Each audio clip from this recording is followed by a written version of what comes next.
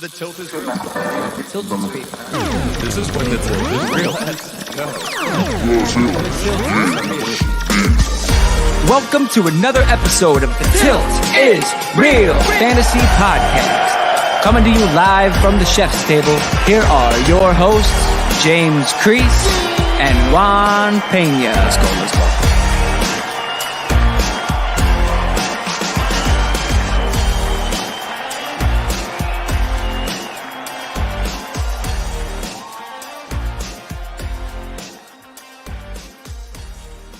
We got some football talk to be going on today. What's going on, fellas? What's up, everyone? Welcome into the Tilt is Real Fantasy Football Podcast. It is September 8th, and we are live here at the chef's table. Yeah, there we are. Hey, how you doing? How you doing? Yeah. We got to get Juan in there. Hey, Juan, Welcome how you back. doing? Yeah, there he is. Juan, I like the jersey. Welcome in, Thank you. everybody. It's the waiver wire heroes jersey. Sure is. Guys, we are less than a full day away from real NFL football. I am excited. I'm sure both of you are.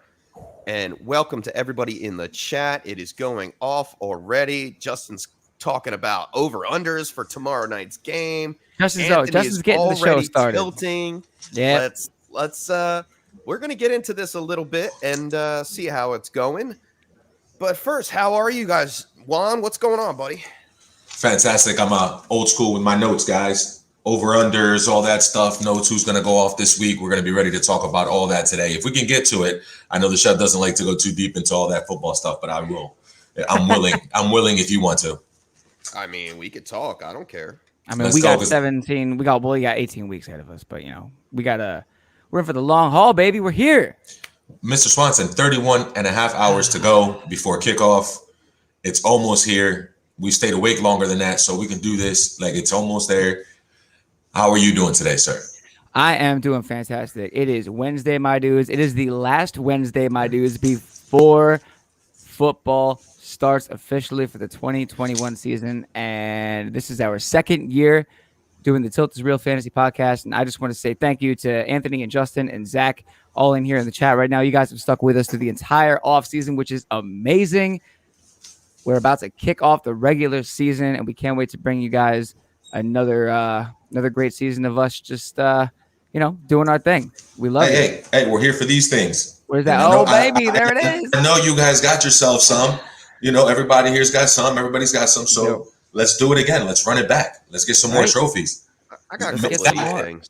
Zach probably thinks it's his year in the cut league. So we'll see, Zach. Let's go, Zach. All right. Yes, sir. Okay. Man. Credit where credit is due. Let's do it. You had a good Chef, draft. how are you doing today? I am under the weather, my friends. Under the weather. Oh, I don't know who I'm it is not you sound feeling like because too well. I'm not a big Muppet guy, but you sound like one of them. I don't know which one it is. Mr. Swanson probably knows. I don't know if it's Fraggle Rock. I don't know what it is, but you sounds like somebody. Do I really? the Swedish chef. A little bit. That's the one. That's that guy. Chef has man. always done a great Swedish chef too. So that's You can probably Right cook off better that. than him. Yeah, I would Oh, hope yeah. I can cook better than a Muppet. come on.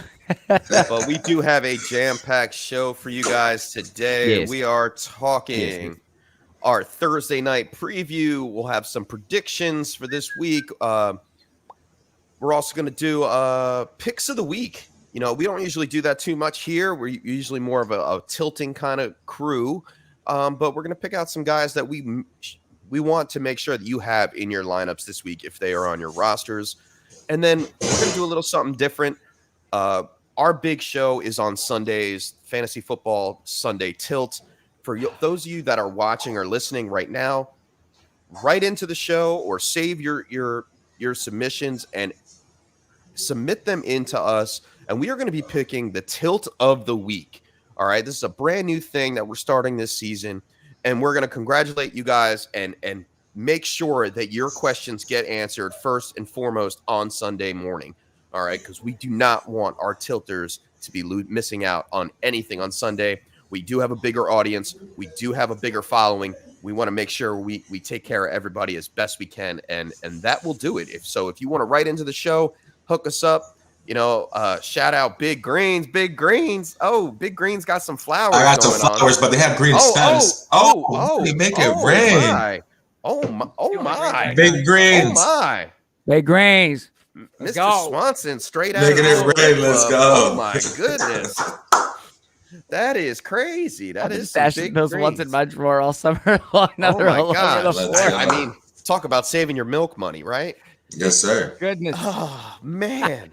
It's all for you, Big Greens. Welcome back. Let's go. All right. Just a quick reminder, if you're listening on podcast form and you'd like to be a part of the show, hit that like and subscribe button on YouTube at The Tilt is Real and hop in the chat. We're live, as you can see, tilting as always. We're here to help you win your league. And what better way to help you win your league but then to drop out some news? And how do we do this, Juan? We keep it real. We keep it real. It's the Weekly Reel, presented by The Tilt is Real. It's the Weekly Reel. Let me hear the news. All right, so we're starting off. We had our Speak of the Week in the offseason, but this is turning into the Tweak of the Week. This is going to be the most injury-relevant fantasy news for all you guys out there. And this week, none other than the running back from the Ravens. No, not J.K. Dobbins. It was one of his backups, Justice Hill, suffered a torn Achilles during Thursday's practice and is now out for the season. I mean, talk about bad luck. Wow. Yeah, so something's going on there with those Ravens, Chef. And we didn't mention the C word around them. It wasn't us this time. We didn't jinx them like last year. It's just unfortunate that you see J.K. Dobbins go down. And I like Justice Hill and the upside of the passing game. And we see him go out now with the Achilles injury, and they'll both be gone until next year. Yeah, it's sad, man. But we got to tilt. We got to hit the waiver wire, right? Yeah. And we got to go find the next man up. So is that well, I guess we'll tie in the next news with that. But is that how do you feel about the Ravens backfield right now? Who's the next man up? Who's the guy to target on the waiver wire? If you're using Fab, how much do you spend on him? Is it worth it? You know who I'm talking about. Well, yeah, I think you're talking about Gus Edwards, and Gus Edwards is the next man up in that offense. He will be the lead back, unless you're referring to the other backup running back in Tyson Williams. I'm talking about Tyson Williams. Tyson Williams, yeah. Oh, yeah. No, I wasn't talking about Gus Edwards. He's the man right now. No, I'm sorry. I was talking about Tyson Williams. Yeah, I would definitely put in some Fab for him if he's available. 10% is okay, especially if you're the Gus Edwards owner. I mean, you could be seeing some other things go on there. Obviously, we had a little bit of a signing. Lev Bell getting signed to the practice squad yesterday. And there's some other moving parts. There's some other veterans still available around the league. So anything could happen right now. But I think Tyson Williams is a nice backup piece just to keep in your stable, just in case anything happens to Gus Edwards.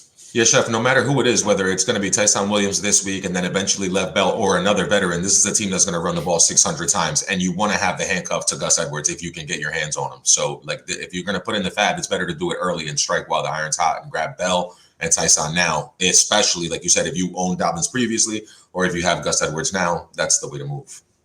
Strike early. Absolutely. I'm actually checking right now. Just live. Why not? I'm going to go look at some of my waiver claims to see if the one for Lev Bell went through. It did. It did? Oh, good. Yes. All right, cool. I'll keep you up to date. You got it. Thank you very much. Wait. You put in a waiver claim for Lev Bell? Yeah, I did, because I had no spot. I was able to put Rashad Bateman on my IR, and I figured, why not spend $0 on Lev Bell, and I got him. Could be a money move. You know what I mean? Never know. This is what you want to do. If you're tilters, if you guys are in Tilt Squad, if you're in this position where you got a guy you can place on IR like I did with Rashad Bateman, just pick up a backup running back. Just do it, because you never know. He blows up. He's at the very least trade bait. And if you do it early, it costs you nothing or it costs you less than everybody else in your league when they're trying to play catch up and they find out you guys are ahead of the game. Can I tell you guys a story really quick? Sure. Actually, I want to shout out this. So we're in 2K. We're all in the Chaos League. Yeah. All three of us. Mm-hmm. Shout out Chaos. Shout out Chaos. Shout out Chaos. Shout out Chaos, man. Like all those, it is an amazing league. The rules are unbelievable. It's going to be a great season. So I'm also in another Chaos League, believe it or not. So this Chaos League, my projected points for this coming week are 3,647 because the scoring is bonkers. But here's the thing. I went on the waiver wire just after I got home from work, just opened up just to see who was available. Justin Jefferson is on the wire. What? Yeah, so I had $949 left of fab because we have $1,000 to start the season. You can also earn fab dollars by posting funny memes and stuff, and the commissioner will give you fab dollars because it's a crazy league. I spent $700 of my fab money to get Justin Jefferson, only to find out that the only other 2 claims put in for Justin Jefferson were both $0. So you could have had him for $1. Yep. Wait a minute. Yeah, no, That I know. doesn't make any sense. yeah, I'm a I'm little way confused. lost. I'm really lost because why would Justin Jefferson first and foremost be on the waiver wire? Second of all, why would anybody be bidding $0? Can you elaborate a little bit on that? Why that happened? Chaos. So every week, it's possible that the rules, the scoring will change based on the commissioner's demeanor or his just sensibility during that time. He'll decide that it's 150 points right now for a reception.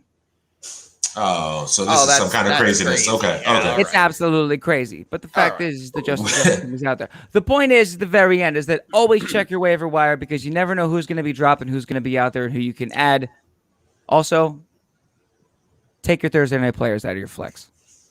That is an important point. First time he says it this year. That's very good, Mr. Swanson. Let him know. Take him out of there so you can move him around. Get him out of there. I've been in the DMs with a lot of the guys from the league, and I promise you, none of them are in a league like that. All their pictures are real. Their teams are really good, and I'm excited for all their rosters this year because the Tilt Squad's going to get it. Speaking of the Tilt Squad, the chat is filling up. Let's get through this news so we can get to some of their tilts. Ravens signed tight end Mark Andrews to a 4-year, $56 million extension through 2024. That locks up Andrews as one of the top paid tight ends in the business.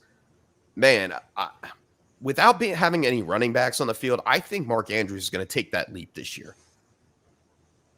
Yeah, for sure. For sure, Chef. Especially Mr. Swanson mentioned him a little bit ago, briefly. But yeah, Rashad Bateman's not there, so that's more targets that open up to a guy who's already going to be one of the top 5 tight ends in targets probably this year. So yeah, the top 5 price that you paid right now is justified, and it could see an uptick, Chef, and you could push to break top 3. Why not? And I know there's a lot of this going on in the chat already. Saints released Latavius Murray yesterday. Some reports saying that they wanted him to take a pay cut. And for those of you that don't know, the Saints were one of the tightest payroll teams in the league. They had a lot of cap hit this season. A lot of it had to do with Drew Brees' contract. They got out of some of that, and then that's why they paid Taysom Hill with incentive bonuses, and they paid Winston with incentive bonuses, and they wanted to pay Latavius with some incentive bonus, and he said, He said, I just had the best I had the best year of my career last season, 4.3 yards per carry, and I think 4.3 yards per reception, something along those lines. Don't quote me on that. I'm not feeling well today, guys. But anyway, Latavius Murray gets released now, wheels up for Tony Jones Jr. as the RB2 in that offense, and then Ty Montgomery as the RB3. So we're looking at Alvin Kamara, basically. But then Tony Jones could be fantasy relevant to some extent, right? Absolutely. I think that's a guy, if you have him on the waiver wire, pick him up. Keep him around, see what happens, because kind of just like what Big Green said here, Tony Jones and Sean Payton loves wasting first and second downs on their second string running backs. True indeed. Look, you might get a lot of that this year because it's a lot of things are changing in New Orleans, so that's Tony Jones is definitely a guy to keep an eye on if they decide to kind of go that way where they're doing more of a committee. I think it's nuts to do that because Alvin Kamara is Alvin Kamara and he's a cheat code, but you never know. To the Chef's point real quick, that over 4 yards per carry, best average of his career for Latavius Murray, he can go to Baltimore and help out. Baltimore. He can go to Houston and compete. There's places that could use a Latavius Murray on their roster. I mean, Latavius Murray or Jerick McKinnon. Latavius Murray. Right. So Kansas City, the same way they brought in Lev Bell, could bring in Latavius Murray. Snap! Okay. So I expect him to get a job soon. So if you had him and you don't fret and just cut him because he got released by the Saints, he will land somewhere and help somebody out. Hold on to him. I would not let him go. If you have him on your roster, even if he doesn't get signed for the first 2 weeks, unless you really need that spot, like if you have some IRs that are happening or something like that. But man, like, yeah, hold on to Latavius Murray. His season is just starting out. Yeah, he's going somewhere. He's going to be relevant. Yeah, unless your team is like Justin's team over there that's loaded at running back, and you have 3 or 4 guys that are going to be ahead of him. Either way, grab him as a handcuff, use him as your 5th back. He can help you out at some point during the season. Yeah, shout out Justin, man. Great drafts, brother. Let's go. Yeah, we have a way to put that up there. Like, it's kind of unbelievable, at least for the visual, audience, that they can see it. Read it out. Yeah, I'm going to read that real quick. All right, Superflex League, 12-team PPR. Pat Mahomes, Justin Herbert at quarterback, running backs, Najee Harris, James Robinson, let's go. Wide receivers, Cooper Kupp, OBJ, who I think we all think is going to have a good year. Flex, he's got Gallup in the flex. He's got Corey Davis as well. He's got Melvin Gordon on the bench, Fitzmagic, which I also believe is going to YOLO and really do his thing this year. James White, which I think James White still got something in the tank, man. Marshall Jr., Hunter Henry, Jamison Crowder, and Nico Collins. The second one, let's do this real quick. 12-team PPR, quarterback, Russell Wilson, running backs, Alvin Kamara, David Montgomery. At wide receiver, he's got Stephon Diggs, Amari Cooper. He's got Antonio Brown as his wide receiver 3, who I think is really going to light the world on fire this year, folks.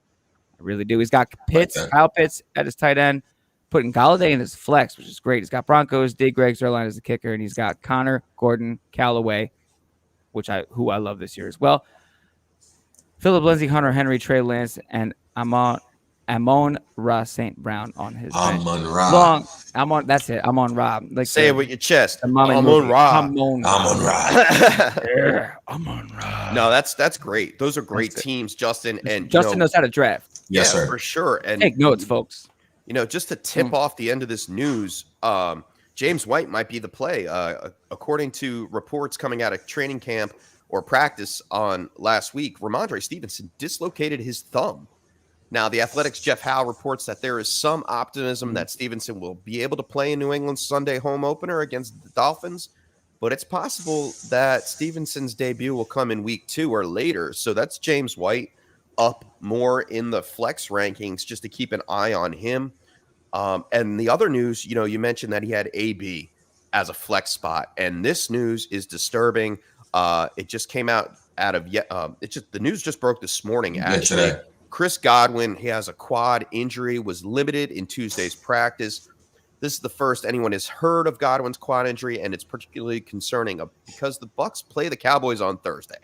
All right, and we are all excited about that. Mañana. But Godwin was plagued with a bunch of injuries last year. When it was his foot, it was his quad, it was his calf. It seems like he couldn't get right. You just can't get right. Mike Evans is looking to be the locked wide receiver 1, and Antonio Brown would be the number 2. Excuse me, if Godwin can't go. But I'm looking at the matchups, and this will bring us right into the Thursday night preview. But AB and Mike Evans have the matchups this week going up against the cornerbacks. So I'm excited for both of those players for Thursday night. Chef, I like them for Thursday night, and I already had Mike Evans going into this as one of those top 10, top 12 type guys, and he was lurking right there. But if Godwin were to not play and be a game time decision and not go, in your DFS lineups, find Scotty Miller, see what his price is, and stick him in your lineup. Ooh. Because if he can play that role, he's going to give you a nice, cheap option and make sure he's on all your rosters. Fair enough. I like that. Absolutely. Me too. Nice. Yeah, Mike Evans is due to go up against Trayvon Diggs, and Antonio Brown against Anthony Brown, who really stunk it up last year. So if you have Antonio Brown, he might be a willing flex play this week in your lineups. Yeah, Chef, 100%. After watching Hard Knocks, I saw Anthony Brown getting killed by CeeDee Lamb out of the slot, and then also Trayvon Diggs was getting victimized by Amari Cooper. And no offense to Amari Cooper, he's not Mike Evans. He's not 6'5". Though that back shoulder throw is coming tomorrow night. In 31 hours and change, you're going to see a back shoulder attempt, at least one near the goal line for him. Did you see where Amari Cooper burned Diggs? It was great. Yeah. It was great. Yeah. Dak Prescott instigated that whole scenario, but it was great. I'm excited, man. 31 and a half hours. Let's go. 31 and a half hours. So Jesus. All right.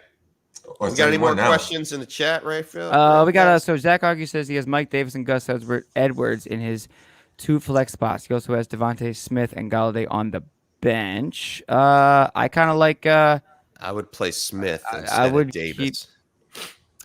Would Yeah, the Eagles are good. Eagles are good against the run. Yeah, you're right. They I still would. have Fletcher Cox. I might temper That's true. expectations and just start Smith Yeah. against that weak secondary. Yeah, Yeah, I think I would like start. that. I think we're going to talk going forward in this next segment. We're going to talk a lot about Eagles, Falcons this week. I'm sure because I think we have a lot of starts this week. But yes, absolutely, I would go Smith, and I would keep Edwards in there too. I would wait to see. It almost feels like the Golladay. Sunday tilt right now. I'm Tilted. excited. Let's Right. go. Bring them on. Bring them on. All right, real quick before we go to the next one. So Justin's got AB, Mixon, or Johnson.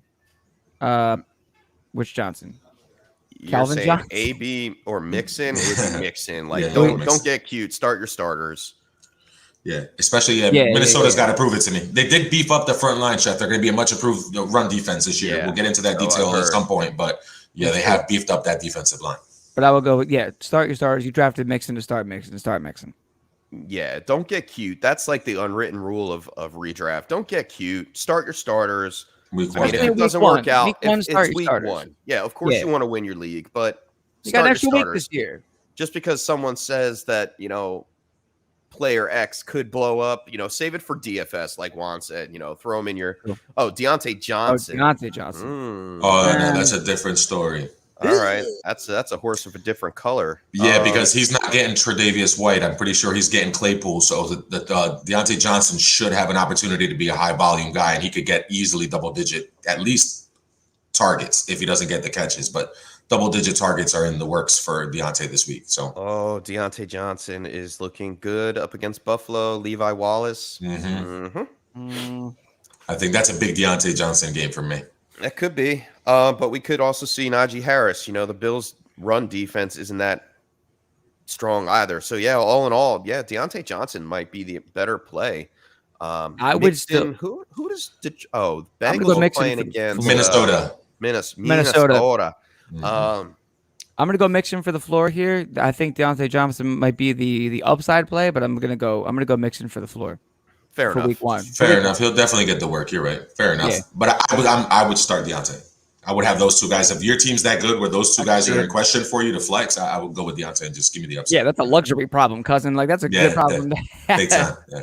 I'm still building my Sunday tilt sheet, so it's in the works. I haven't gotten it all done yet, but there's a lot out there. I'm already looking at cornerback, wide receiver matchups. I'm looking at O-line, defensive line matchups. It's looking great, and that's what brings us into what we're going to talk about next here is because I've got – what do we got here? The Thursday night preview. All right, so let's talk a little bit about the Cowboys.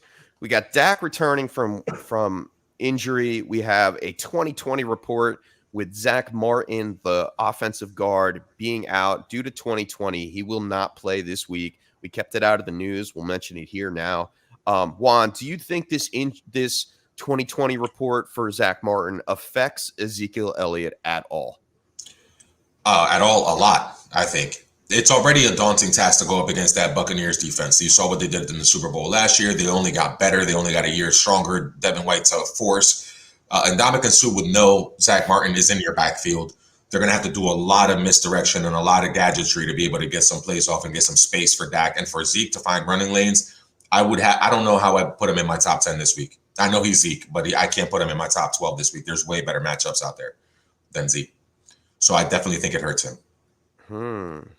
And it's not just Zach Martin. I'm pretty sure La'el Collins may not play either. Is that the other injury that they have on that offensive line? I believe he's questionable. So if they are down two linemen, like that was their big problem last year. Collins plays either.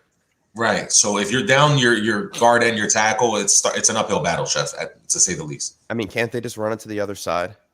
Yeah, in theory, but then there's JPP. Yeah. Lamate David and the safeties crashing down. Yeah.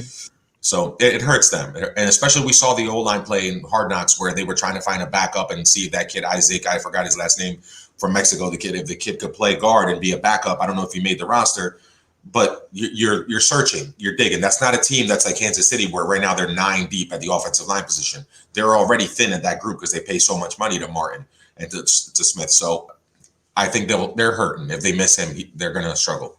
They were already going to struggle, Chef. The line's 8. I'm trying to tease it up to 18. Right. The line is Tampa Bay by 8 points, and I think they win by 17 points easy. I don't see how it's even Wow, close. you think it's a blowout, huh? I don't even think it's close. I don't trust their defense, Dallas's defense, to be able to stop Brady and them after a whole preseason and offseason of gelling and getting together and working. They're fine. They're going to score in the 30s, and I don't see the Cowboys keeping up. All right. Who do the Cowboys play week 2? I didn't look, but they play the Chargers week 2. All right. I don't know. I mean, just that all being said, do you think? All right, we'll get more into this once we start talking about the matchups. But I feel like I'm still. If you drafted Zeke, you're starting Zeke, right? You're not 100%. I'm just tempering expectations. Oh, of course. Yeah. But yeah, I'm starting to trend on your side too, man. Oof. Tempering expectations, and that's all I'm saying. Of course, you took him in the first round. You're starting everybody you took in the first round. It's just I'm not putting them in any DFS lineups against the Bucs. This just in. We have breaking news.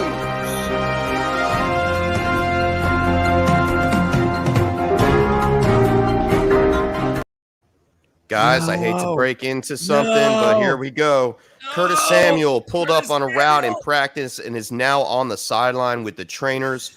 As we know, Curtis Samuel has been battling a groin injury for the entire summer. And MDC Sports' JP Finley noted that Samuel's injury has limited him just to one practice in 4 months.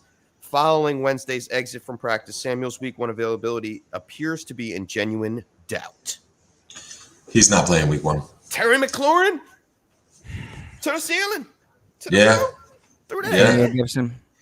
Hey, another sneaky DFS play due to that news right there. If you're listening to this, Miami Brown. Yes, sir, chef. Ooh, good, nice, good. And Humphreys may not be a bad play either. with an Humphreys. Yeah. If Humphreys is out there, he's not a bad play. And Big Green's right on cue talking about the Bucs and the Cowboys. He's got a question: is Amari Cooper an instant start even against that secondary? And he would be in his flex. I think Yes. you have to start him. Okay. All right. I was gonna say the same thing because he was Dak's favorite target before Dak went down. It's just something to be. I know everybody's high on CD Lamb, and I get it, but I think that's I would start him in my flex for sure with confidence. Yeah. The one thing about that. Tough. Yeah.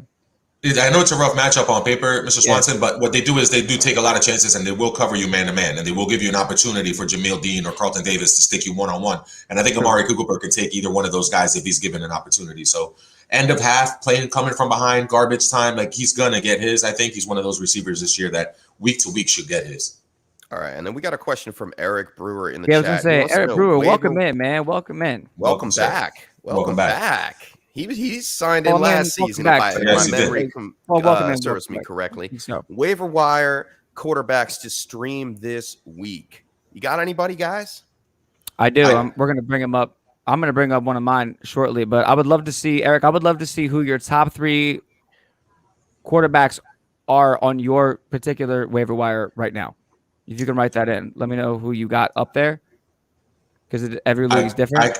I think one that's probably out there because of the, maybe a 10-man league or a 12-man league. If you can get your hands on Trevor Lawrence against Houston, anyone who's playing Houston, foreshadowing, going for the rest of until they show us something, pick on Houston. Find teams like the Raiders and pick on them. I know the Raiders this week have played against Baltimore. Obviously, Lamar Jackson's not there, but maybe Trevor Lawrence is available in your league and you can start him against Houston. Pick on him as early and often. Eric, let's go, Eric. We're getting to this. I'm trying not to spoil it. I'm trying not to spoil it, but I'm getting to that. Okay. Eric, let's go. Listen, stay with us, Eric, because in a couple minutes I'm getting to both of those. We're getting there. I love that. Let's go, Eric. Yeah, we're getting there. We're getting there. All right. Well, since the chat is blowing it up, let's just stick with the chat. Help these guys out, man. Let's go. Let's do it. All right, let's go back to Mike here. So Mike says, is LeVeon Bell worth a pickup or should I grab Tevin Coleman? Coleman. Yeah, I would go Coleman too. Absolutely. Yeah. Bell's worth a pickup if you have an empty spot because you can put somebody on IR and you can just pick them up for $0. But yeah, definitely put a bit in for Tevin Coleman or use your get him up there. Yeah, you can get Tevin Coleman and probably play him this week in a flex spot. If you're in a tight spot, you lost someone, And Berkey, welcome back. Hello. He says, hey, I have a question. I got offered Hopkins and Edmonds for Allen Robinson and Thielen. What do you guys think? It depends on the rest of your roster, but yeah, I'll take Robinson and Thielen, depending on the rest of your roster. I don't love Edmonds until I see it. And getting two guys from the same team, that's going to hurt me on the bye week. You know, if they have a bad game, they both might. So give me Robinson and Thielen. And Thielen, double-digit touchdowns. I can't argue with that. And Robinson's he's A-Rob, so. Yeah. Yeah, I'm not too on the button about Thielen right now. I think Hopkins is fire this season. Yes. He really is. Yeah, but I like A-Rob and Thielen. I think so you like A-Rob and Thielen? For me, for the trade. For Edmonds and Hopkins? Yeah.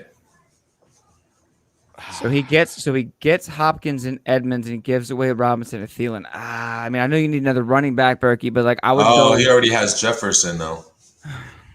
He already has I don't know, man. If he already has Jefferson, then he doesn't want Thielen too. No. Yeah. No. You want Edmonds and Hopkins. Yeah. That's true. Yeah, you can do it if you already have Jefferson, because then it's Jefferson and D-Hop, and then you're taking your chance for Edmonds. I mean, then. Yeah, for sure. Yeah. And Justin's coming in here. He says Julio or Johnson or Mixon. I guess Julio Jones, Deonte Johnson, or Mixon pick two.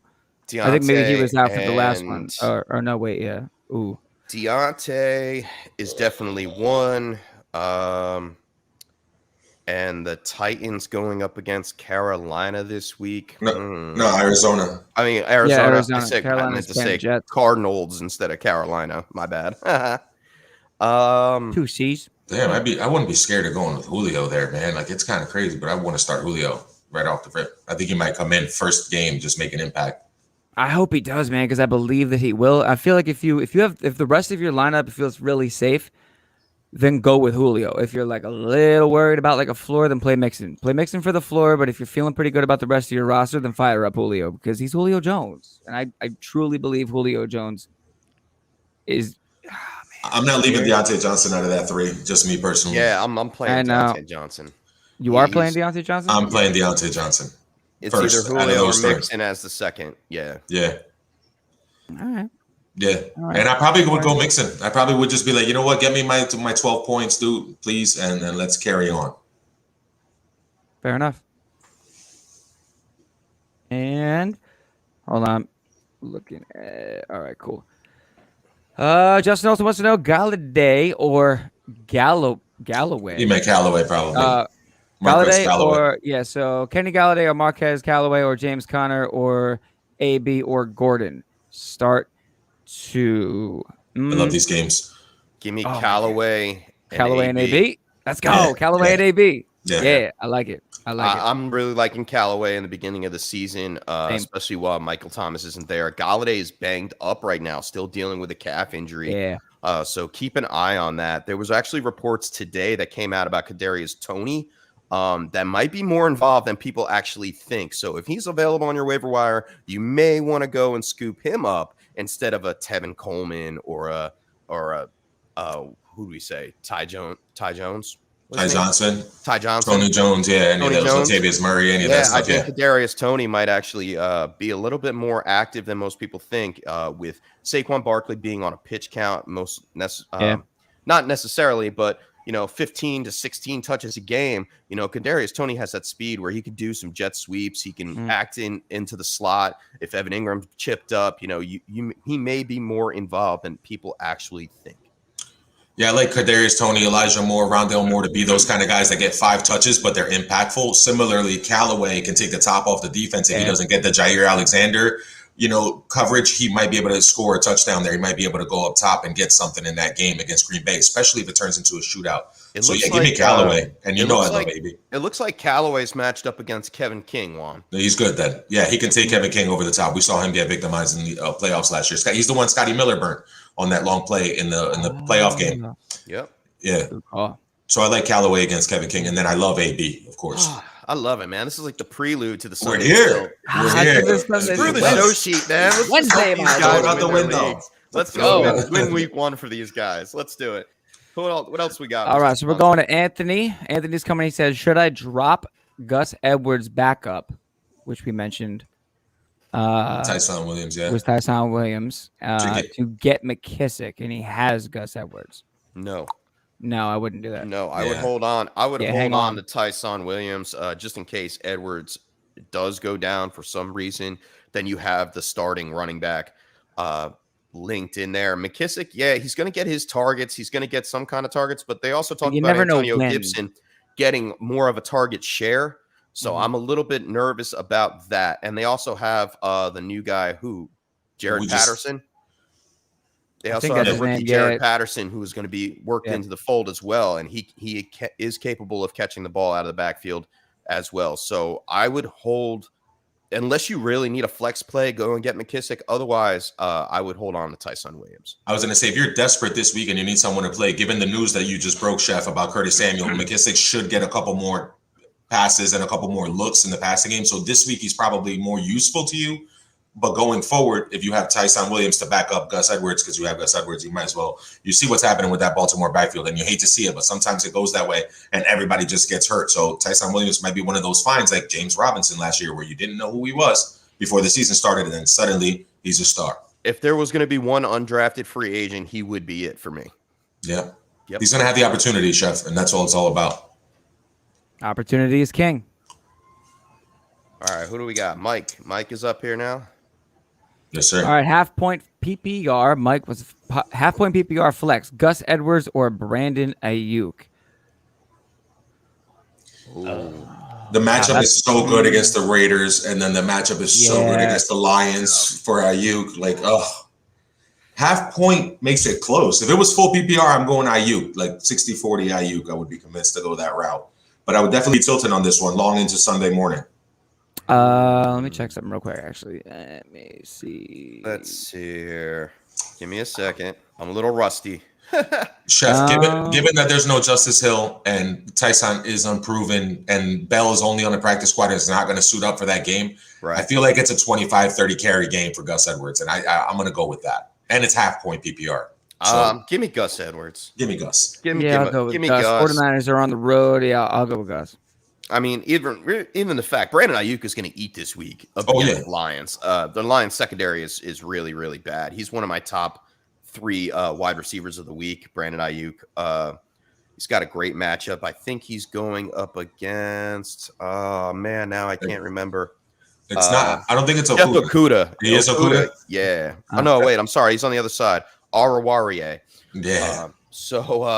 That's just bad news, Bears, for Arawariye to be trying to cover Brandon Ayuk. But in the same sense, Gus Edwards, he's going to have that floor game, and it's half-point PPR. Give me Gus Edwards.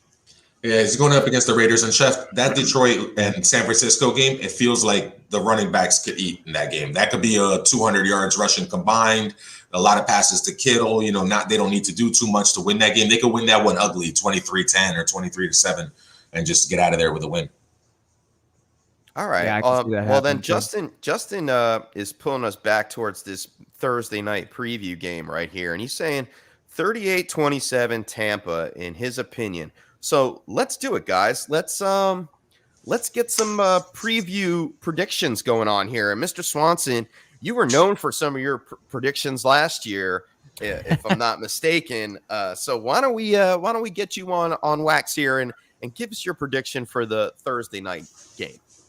34-28. 34-28. 24-25, close game. They don't cover. Bucks win by 6. It's close. See, I think it might be close. I don't know. The line right now is Tampa Bay given 8, and the over/under is 51.5. Oh man, I have to think about this more. Because then you're going over. Yeah, I'm going over. I think I have to take the over, and I don't think Brady's going to take the foot off the gas, man. I don't think he's going to until they put him in the ground. Honestly, I really don't, and I think we're going to see. I think we're going to see a lot of stuff, a lot of really good stuff from AB in this game, man. All right. I really do. Juan, what do you got? 33-16, 34-17. Something along those lines. I think the Bucks win. They win by at least 17 points, and it adds up to a little bit over. So it's going to go slightly over, and they'll win by 16, 17 points. They're at home. They're celebrating. They're bringing the rings out. Brady's going to come out sharp as attack, dude. Like, they're not going to come out there rusty. And I don't trust the Dallas secondary at all. And no Zach Martin, no Lyle Collins, no establishing Zeke in the running game, controlling the clock. Anything that you planned on doing is now going away. It's just too much to overcome, I think, for Dallas. Who scores first? I've got Tampa 31-24. Close game too, huh? Close game too, going over that 51.5. Yeah, I'll take the over in 34-17. Who scores first? Tampa. No, I'm sorry. Tampa. Okay, so Tampa scores first. Who scores you mean first? saying what player? Cameron Brate. Wow. That's an odd one. Listen, is it for Brady and them to get down there near the goal line and just play action? Brate's open in the back of the end zone. Nah, you know what? Give me Gronkowski, man. Give me Mike Evans. Give me With Mike the- Evans with the for Godwin first news? touchdown. Yep, with the Godwin news. With the Godwin news? I think he's just going to start busting it open. Like we said, Trayvon Diggs, see you later, bye. He's going to go over the top and take one in just to make a point saying, hey, we're back. It's 2021 and it's ours again. Yeah, they'll take a shot as soon as they get inside that 40-yard line. Unless it could be one of the running backs breaking a long one too. You could totally Rojo? see one of the two. Yeah, little Rojo or playoff Lenny. Ooh. This is going to be an exciting game, boys. Yeah, Oh, my goodness. All right, let's keep the questions going here. What do we got? Justin here has Higbee or Tunyon. That's Higbee I'm all calling day Higbee all long. day. Chef, yeah, So if he tell him why, starts Chef. Higbee, All right. go ahead, Chef. Yeah, let me pull up my my analysis here. Hang on If one he does start second. Higbee, It's actually he has Stafford, Woods, and Higbee all starting. Which Higbee is my actual tight end of the week this week. The Let's Bears go. were Give it one of to the him. worst in the league last year. First the tight end position, and I think Higbee can capitalize early in this matchup. Matthew Stafford has been notorious for loving his tight end, and with the Darrell Henderson debacle in that backfield, I think they lean on the pass more now than ever. Look for Tyler Higbee to be heavily involved. There's no Gerald Everett there to take any snaps. And I think Higbee is going to be top 5 this week in the tight end position. Chef, I'm glad you mentioned about Stafford being like a favorite of his as the tight end. He's never had a lower than 21% target share to the tight end. So he's going to throw 1 out of every 5 passes to Higbee. So I didn't even know that. I love that. Yeah, way to pull that out. Sorry, Let's go, Juan. Way to pull that out. I remember stuff. But yeah, 1 out of 5. Shout out Encyclopedia. If you figure he throws 30 passes in the game, you know what I mean? He's going to get at least 6 targets and probably near the goal line in the end zone. So, Justin, it wouldn't bother me to have Woods because Woods is his own animal as far as getting targets and getting the ball down the field. You're just counting on Higbee getting 6 catches for 60 yards and maybe he gets a touchdown or 2 or 3 against like he did against the Eagles, was it? Yeah. Last year, he had the 3 touchdown game against the Eagles. Yeah, that was great. He had he had like 4 weeks where he was like a top 5 finisher, at least somewhere close. And shout out in the chat right now. Welcome back to TS. What's up, buddy? Welcome that 'cause- back. cause- Going on. It's This the football tilt. time, guys. It's the Tilt Squad, and he's got the initials already for Tilt Squad. TS. Loving it. Yeah, he's here. Oh my god, I love that.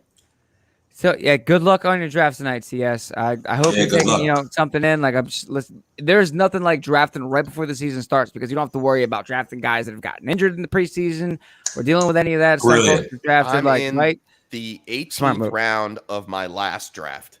It's a 22-man roster, 14-team best ball league for charity. Shout out to the open bar. There's 82 Shout out. franchises going on. Oof. And Scott Fishbowl rules, but it's best ball. So SFD. we're in dope. the 18th round. I'm Nice. queued up, man. I'm done drafting. I really am. But good luck to you, TS. I hope you you go out there and you rock it, man. I'll go back to TS and listen to a couple of the mocks that we did. We had the other guys, the Tilt Squatters in there with us, and we all drafted and found a lot of people made some really nice teams, and you can kind of get a gauge for the value of where you can pick off what guys you want to get. Pick your favorite guys. For sure. All right. So since we're in this now, let's get into some of the other players. I mentioned Tyler Higbee. Juan, you mentioned Trevor Lawrence as your waiver wire hero for the week. Tell me a little bit why. Yeah, that first game last year, Justin Herbert came out of nowhere. And the first time he played, he went up against Kansas City and he put up 300 yards. And no offense to Justin Herbert, but nobody was tanking for him, and he wasn't supposed to be the future. So without having Etienne there, I think they're going to throw the ball a little more than everybody expects. Houston can be victimized. They will run the ball, but I just feel like he's efficient. Chef, there were a couple of times during the preseason where he made that little like side step and then toss flick of the wrist like Mahomes or Josh Allen, one of these guys, and throw it to the back corner of the end zone. And I've seen for too many years Marvin Jones doing that with Matthew Stafford. And I just feel like he's going to get a few touchdowns this week. And Urban Meyer is going to bring him in nice and easy and slow, but it'll be an efficient game. And he's probably somebody who's available for you to get. And he's probably going to be cheap on DFS too. So Trevor Lawrence, and give me the rookie on his first week. Basically, I'm picking on the Texans. They're just really bad, so I'm picking on them. And I see you, Justin, in the chat. You want a stat prediction for Barkley? 15 for 85 and 1 touchdown, 6 receptions for 30 yards. That's my projection for That Barkley sounds week 1 against super. Denver. That sounds super accurate out. because I feel like because I feel like that he's going to be on a pitch count because how could you not be? He's going to be 15, seeing 16 real 15, contact 15, for the first time. Yeah. I mean, look, you're not starting Saquon, right? Oh yeah, no, for sure. Like you drafted him to start him. 100%. Unless they pull If him he's out. playing, you start him. If he's playing, you start him. So, I mean, look, it's a long season. There's an extra week this year, but you're definitely starting Saquon. I feel you that can go 0-6 this year if you really wanted to, and then come back and win. But Mr. Swanson, I'm gonna cut you off there, and I'm gonna throw another question at you. Okay. We had our picks of the week this week, and Yes. you went a little bit off the beaten path with yours, and you I got did. Sam Darnold as one of your guys this week that you want to play. Tell me a little bit why. So Sam Darnold is a Nintendo game cartridge. And what I mean by that is sometimes you need to blow into it, shake it around, and hit the reset button. Exactly. So one of my favorite Nintendo games as a kid was Yoshi's Island. Sam Darnold has finally been rescued from Gase Island. And I feel like now it's time to hit the reset button. Look, enter Matt Rule and offensive coordinator Joe Brady. Obvious instant upgrade. Enter Christian McCaffrey. Re-enter, if you will, Robbie Anderson, a talented receiver who he already has chemistry with. And both can share the glory together. That is the liberation from Adam Gase. I always say people like bond more over like a mutual dislike for something than a mutual like for something, but that's neither here nor there. Here's the best part. He opens the season against his former employers, the New York Jets. Lifted from New York to make room for Zach Wilson. He was gone. There's nothing like sticking it to your old team. And the other best part about this is there's holes in their defense. Carl Lawson out for the season with an Achilles. Gerard Davis is out for 2 months, 6 weeks or something like that. I absolutely love this matchup and what it means for a guy who's younger than Joe Burrow. Look, the Jets allowed around 22 fantasy points per game in 2020. Bad for third most. And although the Jets have seen their fair share of Darnold because he was there, they haven't seen him in this scheme, in this offense, with this level of talent around him. Don't forget, Carolina passed on Fields and Jones to bring Sam Darnold here. A bad coach will diminish a good player. I hate to keep beating that drum, but I'm calling it what it is. Give me between 275 and 300 yards and 3 touchdowns week 1 against the Jets. I love that, Mr. Swanson. Yo, listen, kudos to you because pick on the Jets. Why not pick on the Jets? You know me. I'm picking on the Texans. You pick on the Jets. And I love Sam Darnold for DFS. If any team that I have him on, he's starting this week. I'm going to play him. He's a low-end QB1 for sure with all that upside to have a monster game. Damn it. I just got outbid, man. Damn it. For who? I got outbid for Marquez Callaway. By how much? By $44. 44. What did you bid? 11. 0? 11? Really? Somebody put in a bid for 50. Yeah. Was it the Stefano? No, it's in the Scott Fish Bowl. Oh, it was in Scott. I don't know. Yeah, waivers Dang. just cleared. Damn it. Oof. I like that Justin in the chat is saying Mosley is back. Very excited. He's saying that, CJ Mosley is back for the Jets. And it will make that defense a little bit better. Maybe they'll be respectable. And they actually weren't they were top 20 or so in the second half of last season. And Salah's going to make them better. But I don't think week 1 on the road, CMC, all the weapons that Mr. Swanson mentioned, I just don't think that they're going to be able to keep up. It's going to be a track meet. Yeah, don't get me wrong. This is a week 1 thing for me. I want to see how it goes along, but this is a week 1 Sam Darnold. If you're looking for a streaming quarterback, going up here to Eric Brewer, who has Darnold and Robbie Anderson, who we're going to get to also, I think this is a week 1 jump. I think you're going to light the world on fire week 1. Shout out to Dave What's up, Dave? Yeah, shout out, Dave. Dave. Welcome in. Going on, Oh, man? Dave's Long upset time no because talk Dave's to a you. Jets fan. I'm sorry, Dave. I'm not picking on the Jets. that's I'm just. why. He doesn't I'm want just- us picking on his Jets. I Hey, get listen, it. they're back. I like them too. I love Look, Elijah I love Moore. Elijah Moore. I love Michael Carter. Look, Zach Wilson Not looks picking pretty on the Jets. impressive. right? I just want to see Sam Darnold do his thing, and I would love to see it start. All right, so against you the guys Jets. threw in your quarterbacks. Let me get in there with my quarterback, and my quarterback's Do Jalen it. Hurts going up against the Falcons this week. I think this game will have a decent amount of back and forth on offense. Hurts utilizes his weapons in Devontae Smith, which we mentioned earlier, and his tight ends, and rack up some QB1 numbers out of the gate. He's going to use the ground. I can see Hurts throwing for 3+ touchdowns, 275 as his first game as the Eagles starter. And you know what? Throw another 30 or 40 yards on the ground and possibly a fourth touchdown using his legs. There I it think is. They're gonna, Yes. I think they're going to hit him up hardcore. The Falcons defense is not very good.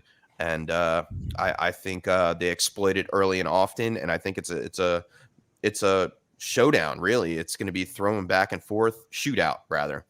And between Matt Ryan and Jalen Hurts, and I think Jalen Hurts gets it done for the win, and starts out 1-0 for the Mean Green Eagles. Love hearing that. Love hearing the bird fight comes out. Philly comes out on top. And I'm gonna jump. Chef, I love that take.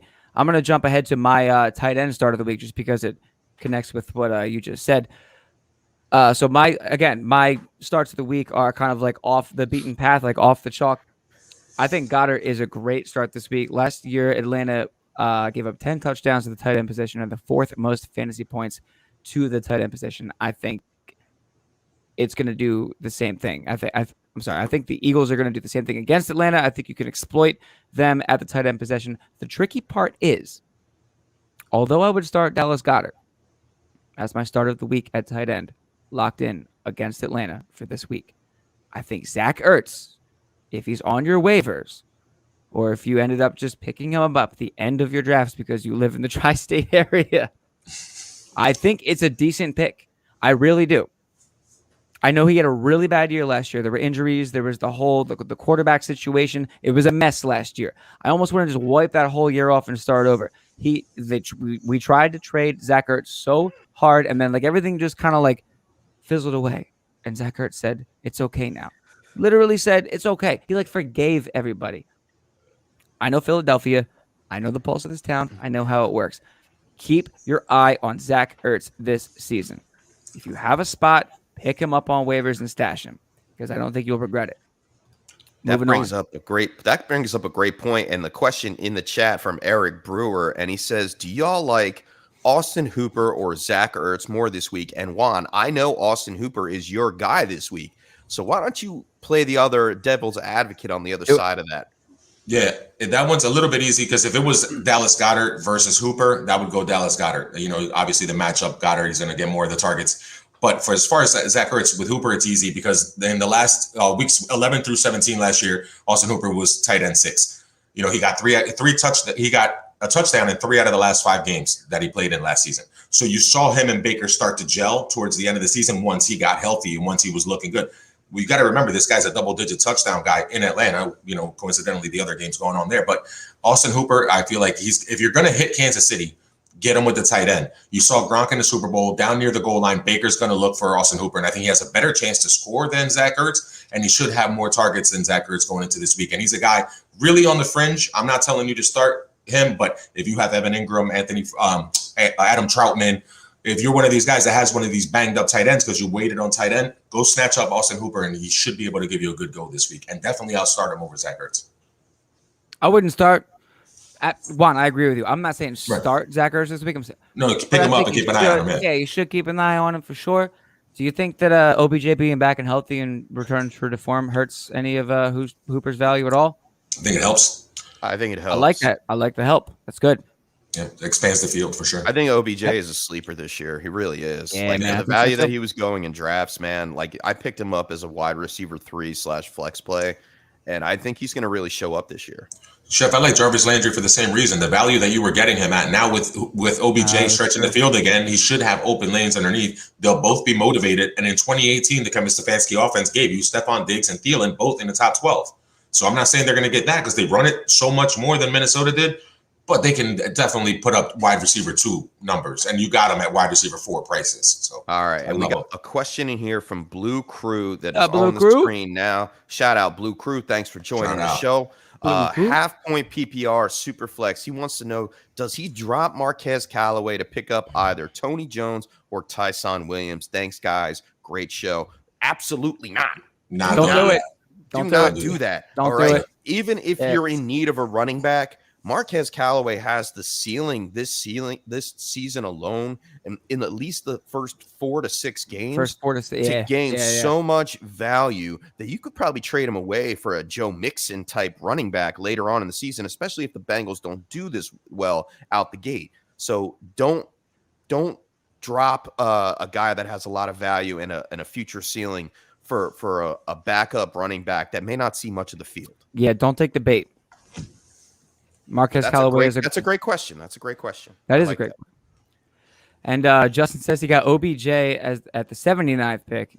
He's just running laps, dude. He's taking. And he got Golladay in the 70th pick of another man. Justin, who are you drafting with, man? I know, right? They're not listening to the tilt. That's for sure. Is it the My Little Ponies League? What's going on here? No, I'm just busting. Justin plays with some tough guys, and he's always DMing me about information. Shout out Justin in the chat. Justin's a problem, man. Justin's gonna be a problem for all his leagues, man. I love it. Let me get into my wide receiver of the week, man, because especially with the Curtis Samuel news, it's big. Terry McLaurin, new year, new QB. With Ryan Fitzpatrick throwing the ball to Terry McLaurin, I think it's magic. All right, he loves to throw the ball. Yes, I said magic, like Fitz magic. Loves to throw the ball deep. Loves to take deep bomb shots. And McLaurin, I wouldn't be surprised if he's number 1 this week, going up against the Chargers. He's got a great matchup in going up against Michael Davis. Yeah, give me that all day long and 2 times on Sunday. Sign me up for Terry McLaurin. If he's in your lineups, on your rosters, obviously you're going to play him, but don't second guess it. Put him in as a starter this week and reap the benefits. I wish I had Terry McLaurin more places. He's amazing. I'm going to be playing him this week. Me too, man. Who else we got, boys? I know I mentioned Dalvin Cook. Dalvin Cook is like a no-brainer, though. You're playing Dalvin Cook, and I just love him because he's nicknamed the chef. He's gonna cook it up all kinds of fantasy deliciousness this week against that porous Bengals defense, and he could be RB1 on the week. I like that. Juan, you had Raheem Mostert as your start of the week. Talk about it, bro. Yeah, I mean, again, I'm picking on teams, and I'm going to go ahead and pick on the Detroit Lions. They didn't do too much to upgrade that defense this offseason. I don't feel like they're going to be vastly improved, if any at all. They're going to play with attitude, and Dan Campbell's going to bring the rah-rah and all that stuff. I get that. But if San Francisco wants to get in there, run the ball, establish the run, and Mostert's going to be your home run hitter. I love Trey Sermon. I have him too. But I feel like Mostert's going to get one of those games where he has an explosive play like he did last year at the beginning of the season, right out of the gate last year, week 1. He lit it up. He had 95 yards receiving. He had a huge play against Arizona. He's one of those guys that's one play away from changing the whole dynamic of your fantasy team. So I love him if he's your third RB to go ahead and start him up this week against the Detroit Lions. Pick on the week. It's kind of, law of the jungle out there. Fair enough, but don't Detroit's running defense is actually sneaky good this year.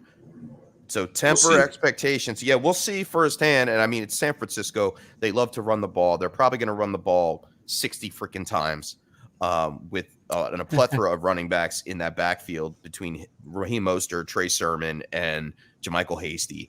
But I'm really tempering expectations. I think that the Detroit Lions run blocking scheme is better than expected.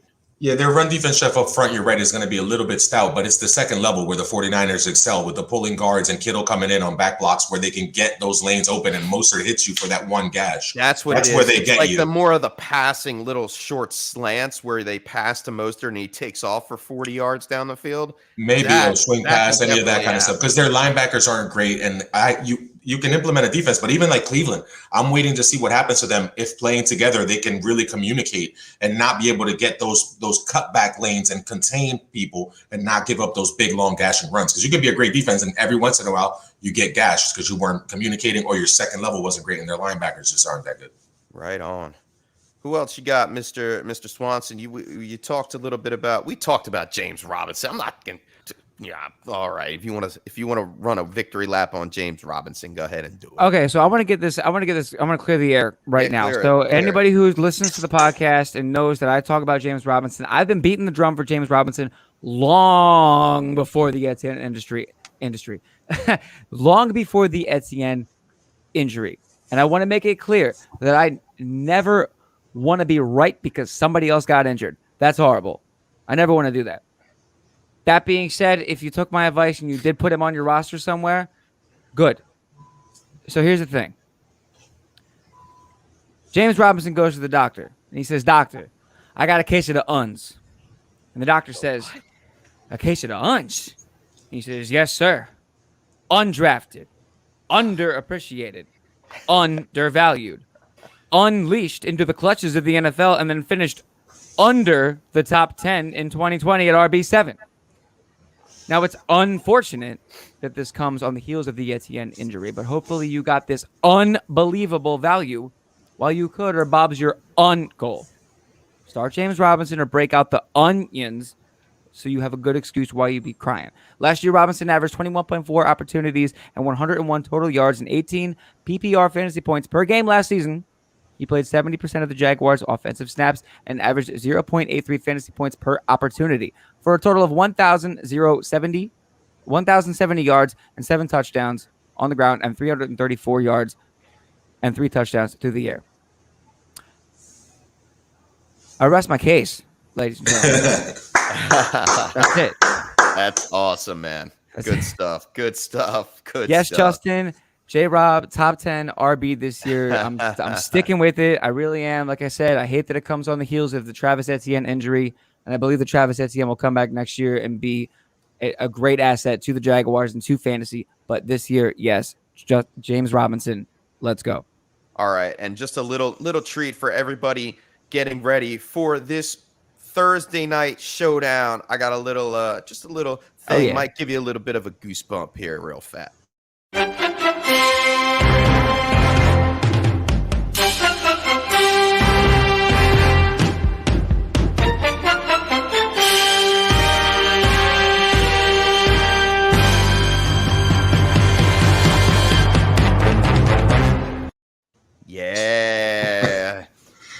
All right, guys.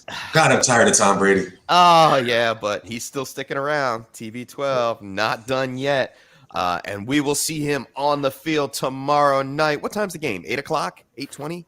8:20-ish. Yeah. 8:20-ish. I like that. 8:20-ish on That's an official. Yeah, very official. But I know I'll be watching the game from home, you guys as well. And that's it. I think that's about wraps up the show, guys. You gonna say your bit of dues before we get out of here? 30 hours until we play football. Get your lineups in. Do what Mr. Swanson told you. Get your guys that are playing tomorrow out of the flex spots and move them over to the regular spots so you don't use those up. And you can pivot on Sunday, where the Sunday morning tilt is coming to you at 10 a.m. live. We can't wait for that. That's what we do it for. We do it to help you. Between now and then, if you need any help with your lineups, I'm Juan Carlos Peña. You can find me at FF1 of a kind, and I would be happy to help you with your tilts. Until Sunday morning, enjoy your football tomorrow. 30 hours and 10 minutes and count it. I love it.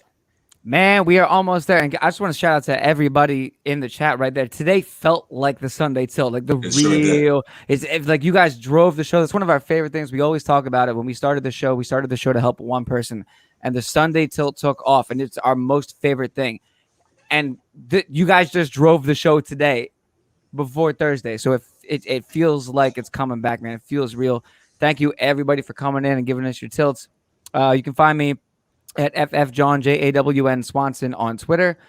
I got nothing else to say, man. I love you guys. I love everybody in the chat. I can't wait for this season. 31 hours in a wake up, Juan? 30 hours. It's just a wake up. It's 30 hours from now. Whether or not you take a nap between here and there, it's up to you. You know what? Let's just say it's a wake up, and that's it. Chef, take us out.